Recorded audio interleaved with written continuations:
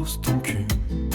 Bonjour les amis, j'espère que vous allez bien. Je suis Pascal Trifingui, on est à Rio de Janeiro au Brésil. Aujourd'hui on va parler d'une des arnaques des milieux conspi, c'est la crypto-monnaie conspi. Alors évidemment c'est pas parce qu'on fabrique une crypto-monnaie, une christo-monnaie, qu'on va se faire crucifier. Il y a des crypto-monnaies comme Bitcoin qui ont très bien fonctionné, il y en a d'autres dans le domaine de l'Ethereum qui ont très bien fonctionné. Mais une crypto-monnaie, c'est avant tout quelque chose qui doit remplacer une monnaie. C'est-à-dire que nous, dans le cadre de notre éco-village, on a une crypto-monnaie qui ne concerne que nous et qu'on échange entre nous. C'est comme un système d'échange local. On a notre propre monnaie. Avec un avantage, c'est qu'on a toujours une réduction de 10% quand on utilise notre crypto-monnaie. Et elle n'est pas destinée à spéculer. Au contraire, chaque mois, la crypto-monnaie perd 10% de sa valeur. Ça veut dire que, si vous voulez capitaliser, au bout d'un an, votre crypto-monnaie, elle vaut 0. C'est l'intérêt des monnaies locales. Éviter la capitalisation, faire circuler de l'argent, avoir donc empêcher la capitalisation, avoir une monnaie d'échange et puis stimuler l'activité économique. Parce que plus l'argent circule, plus ça enrichit tout le monde. L'argent, c'est qu'un instrument économique. C'est pas une fin en soi, les capitalistes. Or, la plupart des crypto-monnaies sont basées sur, d'abord, elles sont d'un gain futur, c'est-à-dire une spéculation. Alors, pourquoi critiquer Rothschild pour faire la même chose, pour devenir un véritable spéculateur qui gagne de l'argent sans rien faire? D'autre part, les personnes les capitalisent, c'est-à-dire qu'ils les stockent et ils créent artificiellement de la rareté, ce qui en fait monter le prix. Voilà. Et généralement, il n'y a pas de circuit économique derrière. C'est juste mettre de l'argent à un endroit et puis créer un effet de buzz. Voilà. Et par contre, quand les crypto-monnaies sont lancées, on voit qu'elles sont pas forcément annoncées comme instruments spéculatifs. Or, elles sont tous devenues des instruments déspéculatifs. C'est-à-dire que, mis à part quelques crypto-monnaies, toutes les personnes qui ont investi dans des crypto-monnaies comme le Cestrel, comme le Zincoin, par exemple, ils ont été ruinés. Pour ça, on va s'attacher à parler d'une crypto-monnaie qui avait été présentée par Dieudonné, donc le conspirationniste, soutenu par Alain Soral et Jean-Marc Deparnay, qui est la crypto-monnaie Zincoin. Et pour ça, c'est très simple, il faut regarder ce que disent les grands instruments financiers mondiaux, et notamment la revue Capital qui avait consacré en 2019 un article à Zincoin. Donc on va s'appuyer sur cet article, mais il y en a d'autres. On va laisser de côté les critiques sur le conspirationnisme, parce que en réalité, ce dont on va parler aujourd'hui, c'est un instrument financier. Est-ce que cet instrument financier, il était bien fait et donc il était viable? Est-ce que on nous a dit qu'il permettait de faire des échanges en Afrique? Est-ce qu'il a permis de faire des échanges en Afrique ou intercontinentaux? Ou est-ce que c'était une arnaque, tout simplement, qui a surfé sur la vague conspi, sur la vague fair trade, et qui en réalité derrière a été créé par des arnaqueurs professionnels pour arnaquer les gens? Et quel est le résultat? C'est-à-dire au final, est-ce que les gens qui ont investi dans Zincoin ont gagné de l'argent? On va voir qu'ils ont perdu 50% de leur investissement et sans doute à terme 100%. Voilà, c'est une pyramide de Ponzi. D'ailleurs, il y a beaucoup de facilité pour en acheter, mais beaucoup de difficultés pour les vendre parce que personne n'en veut. Voilà. Donc on va voir ça, et puis on va voir que non seulement ça n'a pas permis à l'argent de circuler, ça n'a pas alimenté un circuit économique alternatif, et d'autre part, au niveau spéculatif, ça c'est encore pire puisque les gens ont perdu leur argent. Alors on va voir ça, crypto-monnaie conspi, l'histoire d'une arnaque. Il était flic et il faisait du bon travail. Mais il avait commis le crime le plus grave en témoignant contre d'autres flics qui avaient mal tourné. Ces flics avaient tenté de l'éliminer, mais c'est la femme qu'il aimait qui avait été touchée. Accusé à tort de meurtre, il rôdait maintenant du côté du Dakota. Un hors-la-loi poursuivant les hors-la-loi, un chasseur de primes, un renégat.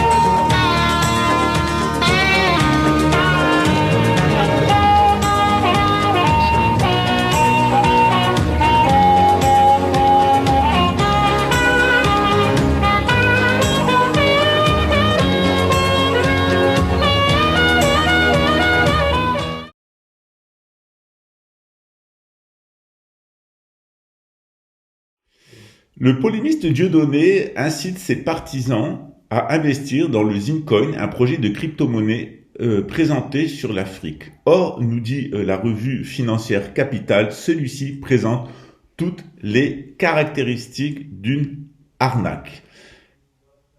Capital titré Zincoin, la très douteuse crypto-monnaie soutenue par Dieudonné.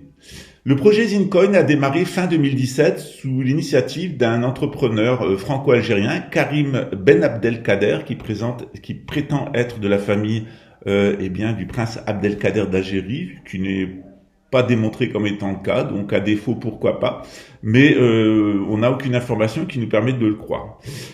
Il faut savoir qu'à la même époque, les crypto-monnaies c'est ce qu'on appelait le printemps des crypto-monnaies. Il faut savoir qu'au total, c'est 55 millions d'euros qui ont été, rien qu'en France, selon l'autorité des marchés financiers, dérobés en 2018 à des naïfs. Alors, sur quoi surfait Zincoin? Il surfait sur l'exemple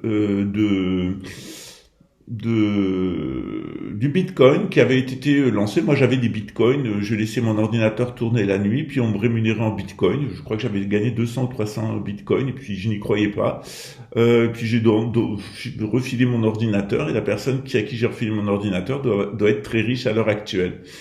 En réalité, Zincoin, on nous disait quand il a été introduit que les gens allaient gagner 10 000 $ par Zincoin. Il était vendu à 52 $ sur le site officiel et il avait la possibilité de l'acquérir pour 45 centimes de dollars, notamment par Jim le Veilleur, c'est-à-dire Jean-Marc Deparnay, qui avait créé une SARL de divertissement, de spectacle de variété avec Karim Abdelkader, qui a été la base juridique et technique à partir de laquelle a été créé Zincoin. Donc à l'origine, c'est une entreprise de divertissement, une SARL qui permettait de faire des concerts dans les hôtels de Marrakech et d'ailleurs, qui avait été créée par ces deux personnes. À l'heure actuelle, le Zincoin qui vous a été vendu 45 centimes de dollars en vaut 23, c'est-à-dire que vous avez perdu la moitié de votre argent. Voilà. Alors, la crypto-monnaie, elle est entrée le 17 novembre sur le marché. Et puis, bien entendu, le polémiste Dieudonné, qui a disparu des réseaux sociaux, qui était à l'époque associé avec Soral, ont disparu de la scène médiatique. Et puis, il y a des seconds couteaux qui se sont positionnés exactement selon la même stratégie, c'est-à-dire un discours conspirationniste, des problèmes avec les renseignements généraux, la DGSE, et ils finissent par tomber sous contrôle. Ils servent d'amuseurs publics, c'est le cas de Soral, de Dieudonné, etc., de leur lien un peu curieux d'ailleurs avec la DGSI et le Grand Orient de France. Et puis ensuite, ça a été des procès. C'est-à-dire qu'à chaque fois que ces gens-là étaient démasqués, ils faisaient des procès. Alain Soral, qui a été démasqué pour ses liens au Grand Orient de France, pour ses liens par sa mère avec la communauté juive de Suisse et qui a été démasqué pour son enrichissement personnel, a fait un procès à mon ami Salim Laibi. Et ça a coûté beaucoup d'argent à Salim Laibi, qui a été soutenu par ses supporters, qu'il a finalement gagné. Donc c'est la même chose. Dieudonné a lui aussi fait des procès, Deparnay fait lui aussi des procès. Alors ces gens-là veulent s'exprimer, revendiquent la liberté d'expression, mais quand on attaque Zincoin, quand on attaque les chaînes des conspirationnistes, ils envoient des centaines de personnes striker vos chaînes et ils veulent vous empêcher de vous exprimer. C'est la méthode nazie et communiste. Ils veulent la démocratie et ils veulent la liberté d'expression pour eux, mais si vous leur apportez une contradiction, c'est la guerre qui commence. Je rappelle que Léo des décodeurs m'avait menacé de m'envoyer son armée numérique pour faire fermer mes chaînes, ce qui a été fait d'ailleurs, puisqu'il peut envoyer 100 000 personnes pour striker vos chaînes, donc YouTube se fait rouler dans la farine. Ça dit long sur la volonté de liberté d'expression de ces gens-là, en tout cas ils la veulent pour eux et pas pour les autres. Et je rappelle que Léo, ça a fini d'abord beaucoup d'argent, près de 500 000 euros sur son compte personnel, qui a fini dans une association qui s'appelle My Lucifer. Voilà. My Fair Lucy. Voilà. Donc il nous explique que c'est une référence à Pretty Woman, qui est l'incarnation cinématographique de Lilith. Voilà. Je rappelle que Dieudonné, qui a fini par faire sa propre crypto-monnaie après Zincoin, s'est associé à l'époque avec Karim Abdelkader et Jean-Marc Deparnay.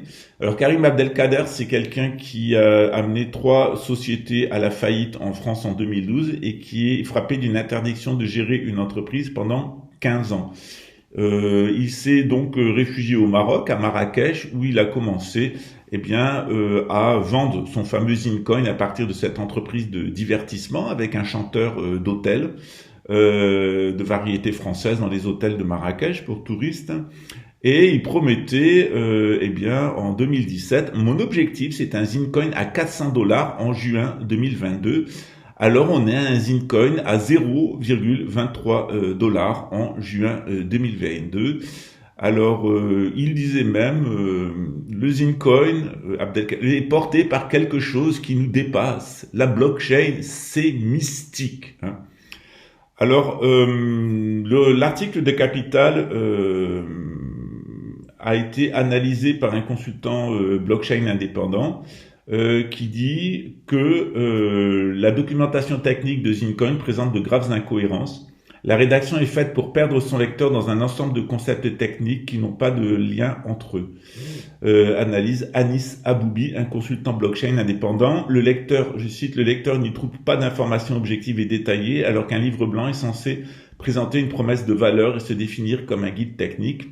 À la lecture de celui-ci, un spécialiste ne pourra valider objectivement la fiabilité ou la faisabilité du projet. On ne peut pas assurer qu'ils ne partiront pas avec la caisse. Au final, c'est surtout ça le problème. Voilà. Pour être clair, le Zincoin existe. Il est possible de recevoir et d'envoyer des unités en passant par un explorateur Etherscan.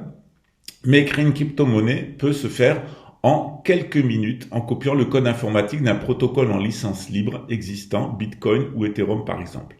À aucun moment, les porteurs du projet expliquent, celui de Zincoin, comment leur projet va révolutionner le secteur. Or, le journaliste a pris contact avec Karim Abdelkader par email pour avoir des précisions, qui lui a répondu « Nous sommes à la veille du déploiement de la première blockchain africaine qui fera d'usine un coin à part entière. Notre protocole de minage ne sera ni le POS ni le POW, des mécanismes de validation blockchain les plus répandus, mais un protocole bien meilleur. Lequel? On ne le sait toujours pas. L'entrepreneur n'a jamais répondu précisément. Il a juste indiqué, on a une promesse de valeur qui est faussée car elle repose sur un token utilitaire et le développement d'un blockchain annexe sans avoir... Alors, ça c'est Anis Aboubi qui dit, du Zincoin, on a une promesse de valeur, c'est-à-dire de gain spéculatif, qui est faussée car elle repose sur un token unitaire et le développement d'un blockchain annexe sans avoir aucune précision technique sur la mise en place de la solution finale. Donc, ce que souligne l'article de Capital, c'est que d'abord, il est très difficile d'évaluer les compétences techniques de l'équipe. Alors, pour m'être penché sur la question, avoir été intéressé par Zincoin dans le cadre d'échanges entre le Brésil et l'Afrique, parce que il y a un traité de libre-échange entre le Maroc et le Brésil, et c'était intéressant pour nos communautés qui souhaitent exporter vers le Maroc et l'Afrique, notamment notre éco-village, et puis les contacts qu'on avait au Maroc, notamment pour l'huile d'argan et des produits artisanaux marocains, de pouvoir échanger sans passer par l'euro et le dollar. Or, ce projet, il a avorté, tout simplement parce que lors de son introduction au Burkina Faso, à grand renfort de promesses, on s'est aperçu que la personne qui intervenait sur l'introduction de Zincoin au Burkina Faso était très connue des médias et pas forcément très positivement. Voilà. Alors, le journaliste spécialiste nous dit la chose suivante, si on se retrouve dans l'impossibilité de vérifier les compétences, il y a de grandes chances de se retrouver face à une fraude. Une personne interdite de gestion indique un scam sur une arnaque. À 99%, ce genre d'interdiction n'est pas anodin. Dans les mentions légales du site officiel de Zincoin, il est précisé une adresse à Paris. Or, celle-ci correspond en réalité à la société de domiciliation en ligne, sedomicilier.com, c'est-à-dire une simple boîte aux lettres. Ce type de service permet à une entreprise d'afficher un siège social prestigieux sans y avoir de locaux. La société répond au nom de Zincoin, Z-E-E Coin. Ce nom est curieusement familier dans le milieu des cryptos car il a été la cible en 2018 d'articles spécialisés le présentant comme une arnaque. Karim Abdelkader justifie ce changement de nom pour contrer ceux qui avaient fait un référencement négatif à son projet sur les moteurs de recherche. La société est en réalité installée à Marrakech, un pays où les transactions en crypto-monnaie sont interdites par la loi. Dernièrement, d'ailleurs, il y a un jeune homme qui a été convoqué au tribunal pour une arnaque de 3 millions d'euros à Marrakech et qui s'est enfui, qui est dans la nature, qu'on a retrouvé à Dubaï. Je rappelle qu'il est interdit de fabriquer et de vendre une crypto-monnaie à partir du Maroc, que la création de monnaie et le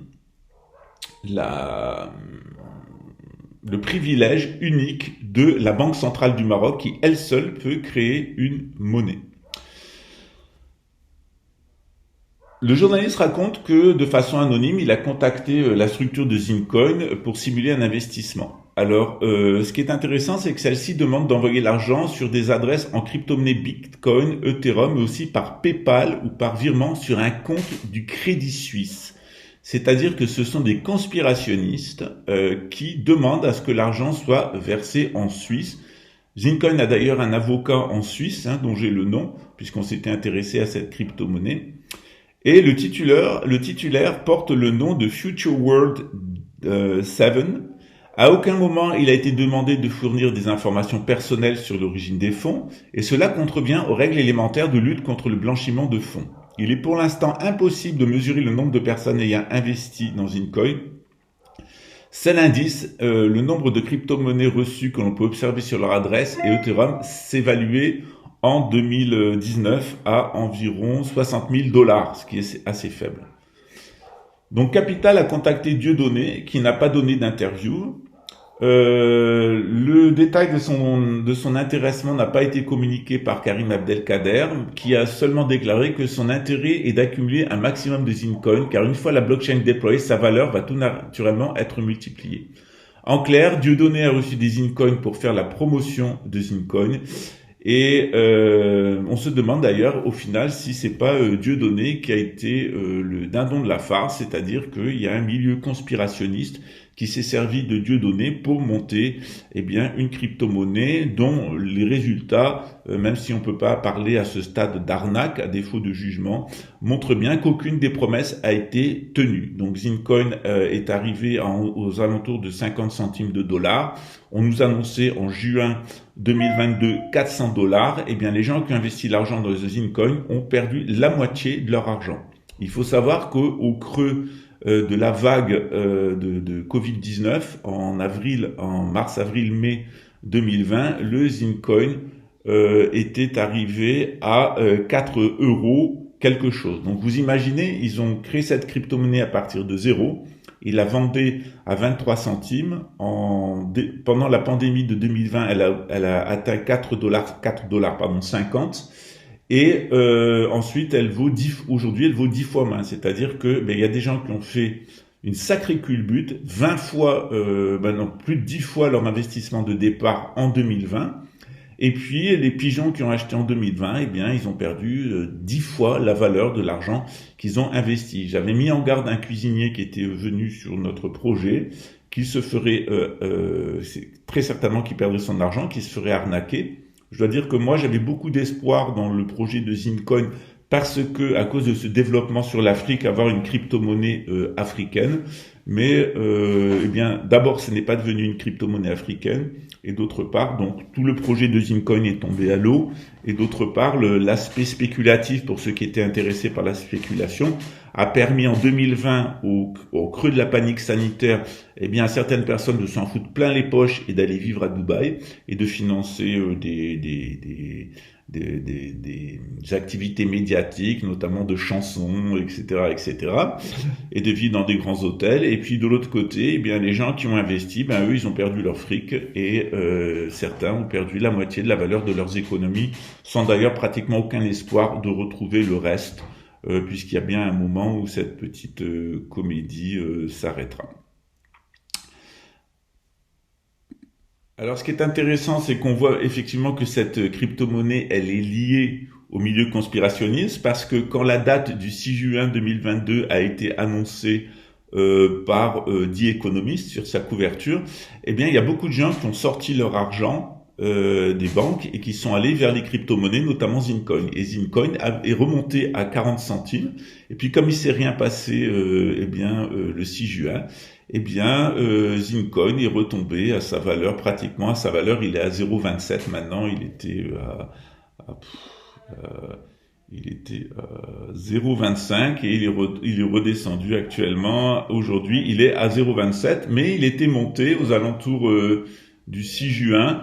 Il était monté à 0,40, pratiquement 0,41. Donc on voit bien que c'est lié aux fake news du milieu conspirationniste et que, il y en a qui s'en foutent plein les fouilles. Donc imaginez quelqu'un qui avait 100 000 euros dans une coin, ces 100 000 euros du 1er juin sont devenus aux alentours du 6 juin 200 000 euros.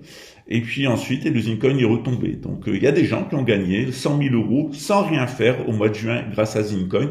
Et la monnaie a reperdu, est revenue à son cours initial. Donc il y a des gens qui attendent des mouvements comme ça de panique dans les milieux conspirationnistes pour plumer des dindons. C'est-à-dire que les milieux conspirationnistes sont traités comme des vaches à lait par des escrocs du conspirationnisme. Alors ça va de la chaîne YouTube qui véhicule de la panique et de la fake news. Non mais c'est une hécatombe, regardez tous les gens qui sont en train de mourir, ils vont vous assassiner, etc., etc. On a entendu ça tout. Je le sais depuis que je suis petit, j'avais des trans médiatiques quand j'étais dans la société Arcana. Les anges, moi j'ai même pas besoin d'être initié aux anges, aux maîtres ascensionnés, dit-il. Les maîtres ascensionnés parlent à travers moi. Voilà.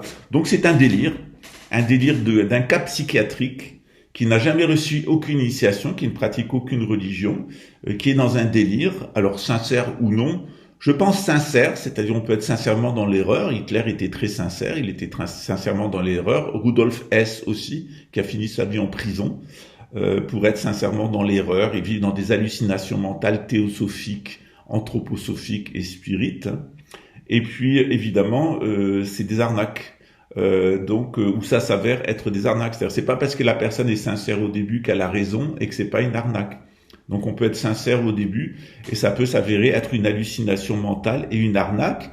Et il faut savoir que ces milieux conspirationnistes, ils ont été utilisés comme écran de fumée pour empêcher la critique du système. C'est-à-dire, soit vous êtes un mouton blanc et vous allez gober tout ce que dit le système, avec toutes ces incohérences, soit vous allez être un mouton noir, et vous êtes rationnel, soit vous êtes un mouton noir, vous êtes complètement irrationnel, tombé dans des arnaques de crypto et des trucs comme ça, avec des hallucinations mentales de maître clarinette, de maître ascensionné, de Saint-Germain, de Koutoumi, etc., avec des génies planétaires et avec des anges déchus. À ce moment-là, vous rentrez dans le satanisme à proprement parler, c'est-à-dire vous avez le satanisme rationnel, c'est la société actuelle, le satanisme irrationnel, c'est la spiritisme, la société théosophique, la Lucis Trust, Alice Bailey, les 7 rayons de la mort, etc. Et puis vous avez évidemment ces génies planétaires, c'est-à-dire la cabale déviée. Mais ce qui est embêtant, c'est que ces conspirationnistes, ils empêchent la critique du système et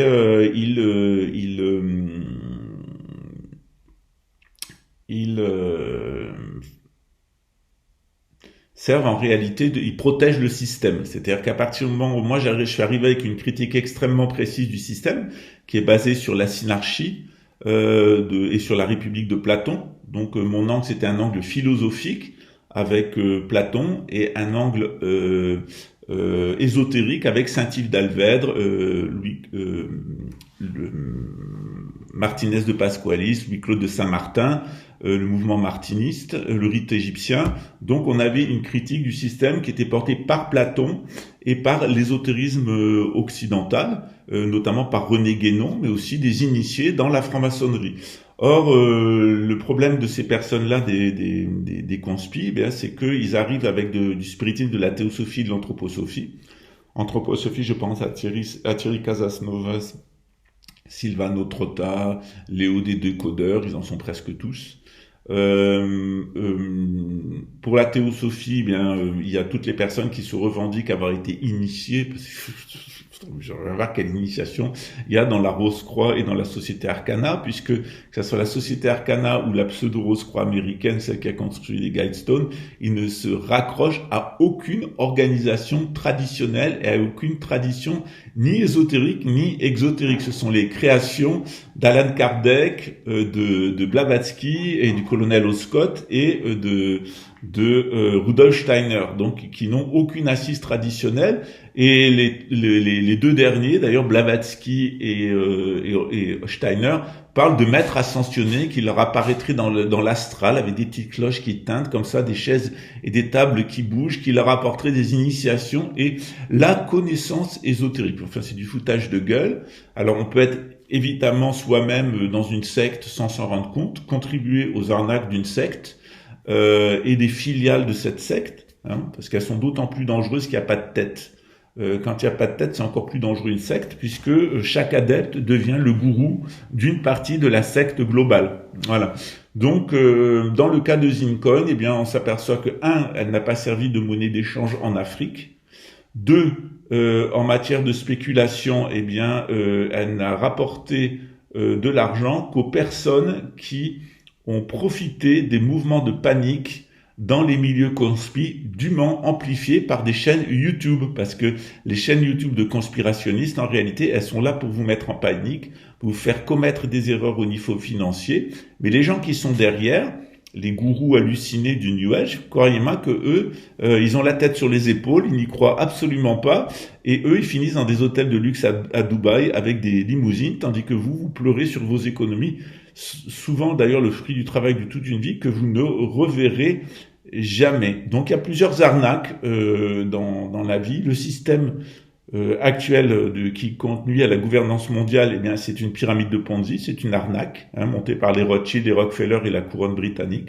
Mais vous avez des concurrents des Rothschild et des Rockefeller, c'est-à-dire des gens qui vous vendent comme des Rockefeller de la pseudo-médecine et des poudres de perlimpinpin, Rudolf Steiner aussi, et puis des gens qui vous vendent des monnaies qui sont une pyramide de Ponzi, comme les Rothschild, et comme des crypto-monnaies de perlimpinpin, qu'elles soient à Tartawed, à Babelwed, à Ouarzazate, à Tizi Ouzou, ou où vous voulez. En tout cas, que ça soit la pseudo-médecine ou que ça soit la pseudo-monnaie, celle des Rothschild et des Rockefeller ou celle des entrepreneurs du spirituel et de l'économie numérique, eh bien, que ce soit mouton blanc ou mouton noir, eh bien, ils vous le mettent dans le cul.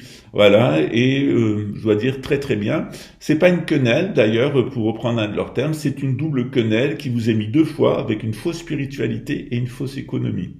Voilà, c'est tout pour aujourd'hui. Ciao, bon courage. Alors, un autre exemple que je vais vous donner, c'est celui de Léo des décodeurs. Donc, il faut savoir que moi, j'ai fait 4 ans de droit. En réalité, j'ai fait beaucoup plus d'années de droit parce que j'ai fait un parcours en civil et en droit privé, un parcours en droit public. J'ai passé 6 ans environ à la fac de droit. J'ai aussi fait des études de psychologie. J'ai étudié à l'école de commerce et à la chambre de commerce de Luxembourg. Donc, en tout, je cumule à peu près 10 années d'études. J'ai laissé ma carrière professionnelle de côté pour me consacrer à toute une vie de recherche et d'études sur les spiritualités, recevant des initiations dans beaucoup de traditions spirituelles et vraiment un parcours spirituel. Donc, vous avez quelqu'un qui est sur une chaîne qui a fait des centaines, qui avait plus de 300 000 abonnés, quelqu'un qui a gagné des centaines de milliers d'euros, et d'ailleurs je vous invite à regarder la vidéo de Jabba sur Léo des décodeurs, et vous avez une chose très intéressante, c'est que le Léo Sojli, qui est une figure de proue de la mouvance QAnon en langue française, il est fondateur et l'animateur principal du média complotiste Les Décodeurs, de nationalité albanaise, vivant entre Orléans et la Suisse. Il est diplômé en mécanique automobile, c'est-à-dire qu'il a un CAP de mécanicien automobile, ce qui est une très grande compétence en matière d'intellectualité. On peut être aussi musicien, avoir un diplôme de joueur de flûte, par exemple, et être un excellent conspirationniste, mais on n'est pas un intellectuel. Mais il est également musicien et mixeur son, tiens, encore un autre point commun. Sa principale source de revenus provient de dons récoltés via la plateforme de crowdfunding Tipeee depuis l'été 2020. De 2011 à 2017, Léo Sojli anime le site conspirationniste J'ai un doute. Parallèlement, il cofonde en 2013 la chaîne YouTube Thinkerview, dont il a présidé l'association éditrice pendant plusieurs années. Or, Jabba avait montré que c'était Thinkerview qui avait financé la chaîne de Léo avec une donation de plus de 160 000 euros. Et maintenant, on comprend mieux pourquoi. C'est parce que il est le cofondateur de Thinkerview. Donc, il y a un lien entre le QAnonisme et Thinkerview. C'est à la faveur de la pandémie de Covid-19 qu'il qualifie de pandémie que Léonard Sojli se convertit au test de QAnon. En juin 2020, il crée le site 17, une allusion à QAnon. Parallèlement, la page Facebook de J'ai un doute devient officiellement celle de C17. Voilà. Donc, vous pouvez regarder tout ceci sur Conspiracy Watch, que voici.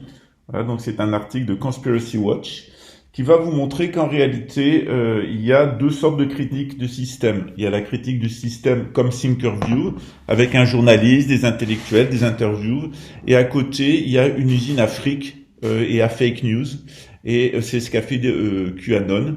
D'ailleurs, je vous ferai une vidéo spéciale pour vous montrer qui a fabriqué, qui a créé QAnon. C'est en fait une opération de police qui est montée par le réseau Échelon depuis l'Écosse par un agent du service secret britannique spécialisé dans les fake news. Tout ça, c'est lié au scandale de Cambridge Analytics et je vous invite d'ailleurs à voir sur Netflix la série qui est consacrée à Netflix Analytics qui montre que c'est le renseignement britannique au service de la couronne britannique qui a été à l'origine de la plupart des fake news qui ont permis le Brexit, mais aussi l'élection de présidents d'extrême droite en Afrique et dans toute l'Amérique latine. Donc c'est exactement les mêmes, c'est-à-dire que derrière ces groupes de conspirationnistes, il y a les services de renseignement et le lobby militaro-industriel occidental. Voilà, donc derrière les conspis, comme derrière, d'ailleurs le conspirationniste est apparu au moment de l'assassinat de John Fitzgerald Kennedy, qui a mis fin à la démocratie américaine, eh bien derrière, il y a évidemment le lobby militaro-industriel au service occidental, anglo-saxon, le réseau Échelon, au service de la couronne britannique et des groupes financiers qui sont réunis autour d'elle dans le comité des 300. Voilà, bienvenue dans le monde réel. Je voudrais rajouter deux petites choses. Si vous voulez vraiment investir dans quelque chose, investissez dans l'amour, investissez dans des choses qui ne passeront pas de l'autre côté quand vous serez mort, qui vous seront utiles quand vous serez mort. C'est-à-dire investir dans l'amour, investir dans la patience, dans la compassion, dans l'amitié, etc. D'autre part, j'ai eu une conversation cette semaine avec la police. Tout simplement parce que d'abord vous avez fait remarquer que sur les vidéos d'un célèbre conspirationniste qui vend de la crypto-monnaie, il indiquait Pascal Tréfinguy m'envoie des menaces d'insultes, des menaces de mort. Voilà. Alors il est là, il dit alors on va voir qu'est-ce qu'on a reçu comme message pour la mort de Stéphane Blé. Évidemment, on va voir si cette pourriture de Tréfinguy m'a envoyé un email et il dit ah oui tiens Pascal du Brésil. Ah je suis content que Stéphane. J'ai jamais eu un email qui s'appelle Pascal du Brésil. Voilà. D'ailleurs il suffit de demander à Google et il suffit de demander à YouTube d'ailleurs aussi, on s'aperçoit que je ne suis pas titulaire du email qui s'appelle justement Pascal du Brésil. Voilà. Le fait est, c'est que j'ai eu plusieurs fois des attaques informatiques, notamment sur mes comptes personnels, qu'il est assez facile d'ailleurs de hacker l'ordinateur ou le téléphone d'une personne. Et j'ai même eu pire, c'est-à-dire que en demandant les constats d'huissier sur certaines vidéos qu'on m'accusait d'avoir fait, je me suis aperçu que d'abord c'était pas mes chaînes personnelles, que c'était des montages qui avaient été faits, notamment par un certain Raymond WKI, et que on a trouvé dans tous les dossiers de justice des fausses chaînes, des fausses vidéos. Donc ils ouvrent une chaîne. Ils mettent une vidéo trafiquée avec des insultes et des mots qui sont retravaillés Et puis ils font une capture d'écran, ils font faire une traduction, et puis ils essayent de passer en justice avec ça. Sauf que quand on demande à Google et quand on demande à YouTube exactement de quoi il s'agit, quand c'était, etc., ben on s'aperçoit que c'est des faux et que on peut être inculpé pour faux usage de faux.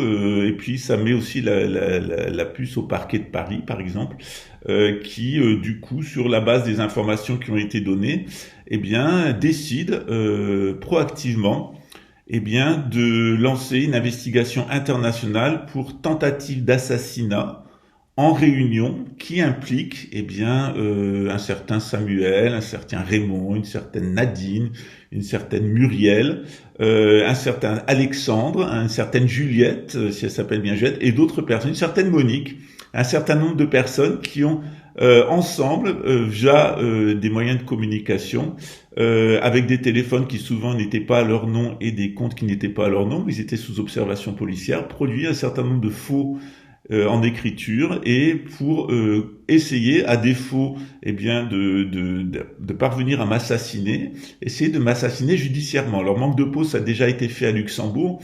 On avait une section spéciale une unité spéciale de la psychotronique, dont le chef est arrêté pour atteinte à la sûreté de l'État, 9 policiers en prison, et puis un vaste coup de filet qui continue dans les milieux policiers luxembourgeois, en lien avec des gens qui ont tenté de m'assassiner et des gens qui ont tenté de manipuler la justice pour me faire tomber, c'est-à-dire tuer des personnes de mon entourage, me tuer moi-même. C'est passé par l'empoisonnement, les menaces de mort, les faux en écriture, falsification comptable, etc.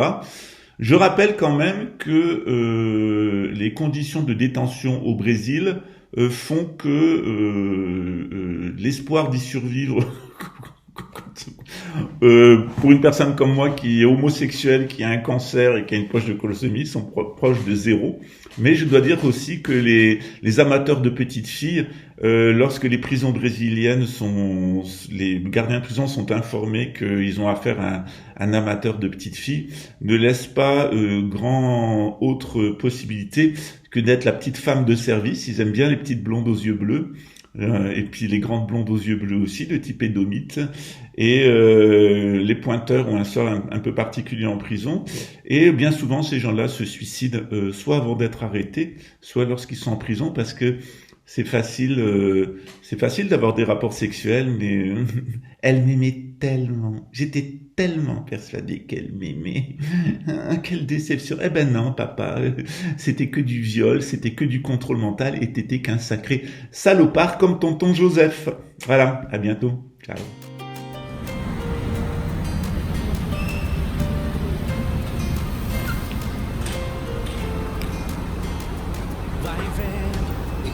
Acontece como você quer, busca novos ares, faça o que quiser. Você não vai mais brincar com os meus sentimentos. Vai vendo que não existe preço pro meu coração. Não sou nem um bichinho de estimação, muito menos um objeto pra você. Amor, você ele só usou a